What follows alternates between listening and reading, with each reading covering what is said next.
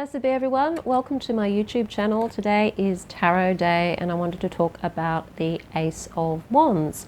I'm using two tarot decks. One is the Waite Smith deck and the other is the Anna Kay deck. And I'm using two different decks because different decks have different nuances to the meanings, and I find these two quite interesting because there's different energies with these two different cards which can help colour the reading when they turn up in a reading.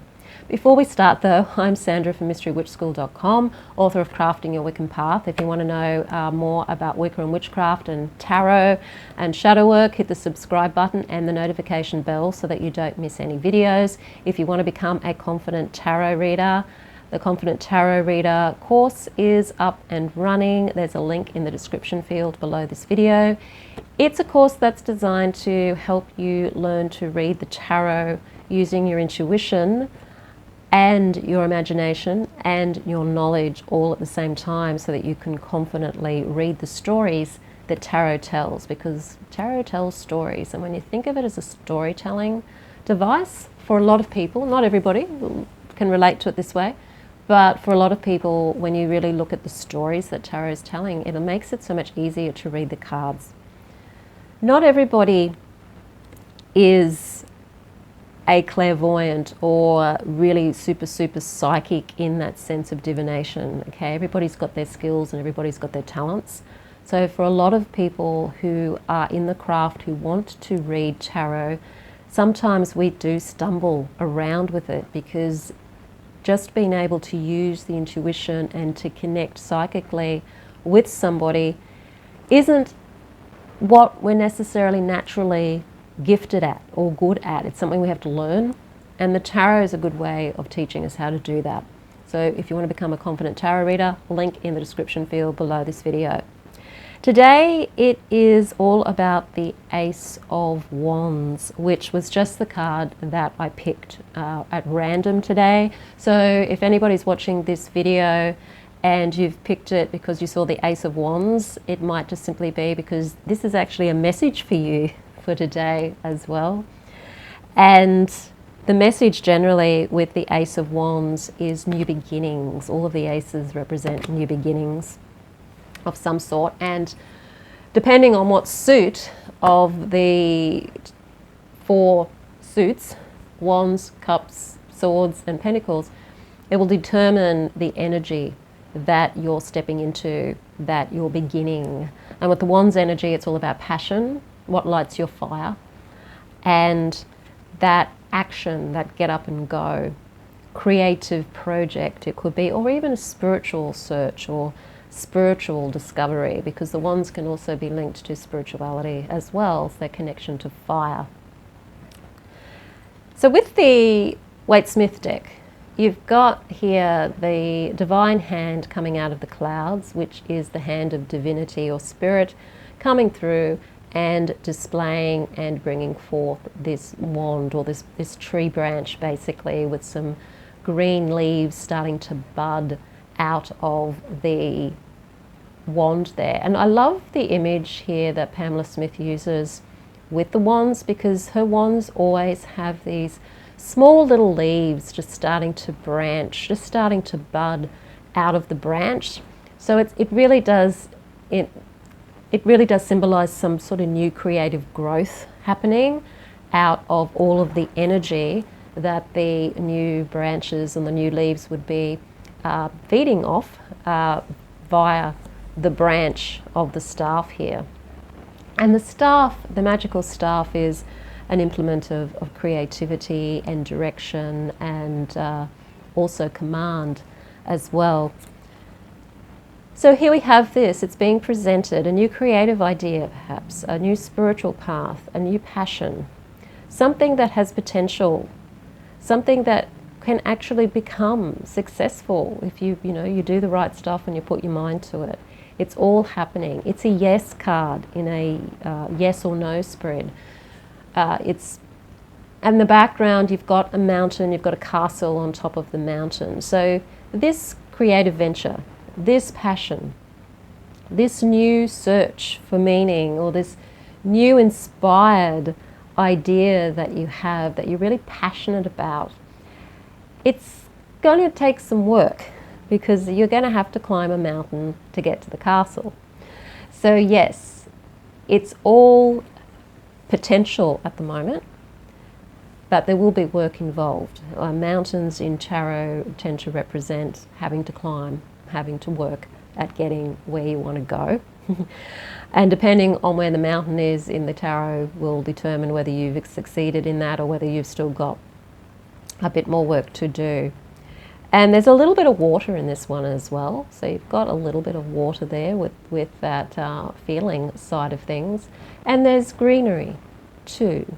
So it's very fertile ground for this new passion to occur. With the other card, the Anarchy card, we have here what looks to be, I would say, a young girl. A bit hard to say age, but anyway, she's balancing on a wand or a stick, which we assume is the wand because it's the Ace of Wands, from one sort of a cliff to the other side, and there's a balancing act going on. You know, this person is really taking a leap of faith here. They are cheerfully, if you look at the expression on her face, cheerfully walking across that wand from one side to the other with a lot of enthusiasm and having a sense of fun and enjoyment. So even though this is a risk, this card sort of indicates that there's risk involved potentially. It's something that maybe not everybody would do, but you're going ahead and you're doing it anyway, and you're going to go ahead and do it with joy, with great abandon, and just cross the river underneath or the stream underneath and go ahead on your journey and do what it takes anyway. And this card here, because it's so bright and sunny in the background and there's so much joy on her face, you've got birds in the background as well. You can see that this card is saying, yes, it's all good to go. You know, you can take that leap. You can take that risk and follow that passion, follow that spiritual inspiration and go with it. It doesn't necessarily mean that everything is going to be hunky-dory along the way. It doesn't mean it's not going to be without difficulty, that it's not going to be without some struggle, because we see in the Wands story from the Ace through to the 10 that there are struggles there are some conflicts, and there are obstacles that need to be overcome until you get to the 10, and even then you're still carrying a bit of a burden with that in the 10, but there is an ability to be able to let that go at the end of it. But it's good to go now. It's good to go. It's going to probably work out. But that doesn't mean there won't be struggles along the way. I really enjoy seeing the wands, the Ace of Wands come up in a reading when it's favourably aspected. Of course, if you're looking at it with, say, the reversed meaning, then you probably are looking at perhaps being a little bit too impulsive, not thinking things through, maybe, you know, maybe think things through before you leap. Maybe it's not a good idea to leap because things need to be thought through and they haven't, because the wands is a very spontaneous energy. A lot of the time with wands, it's not, you're not actually thinking it through first. It's not like pentacles where you're taking your time, you're doing the work, you're planning it. It's more of a spontaneous, passionate energy that doesn't necessarily have any form. It's just an energy. And so when the wands, Ace of Wands might be negatively aspected, it could simply mean that that's a problem. That just using passion and enthusiasm isn't where you should be right now.